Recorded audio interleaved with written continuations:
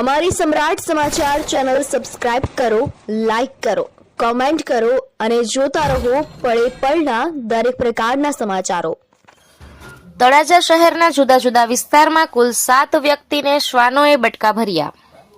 રસ્તે રઝળતા પશુઓના કારણે કેટલાકે લોકોએ જીવ ગુમાવ્યો છે તો કેટલાય લોકોએ હાથપગ ગુમાવ્યા હોવાના બનાવો બની રહ્યા છે, જેની સામે હવે શ્વાનોનો પણ તળાજા શહેરમાં આતંક જોવા મળી રહ્યો છે।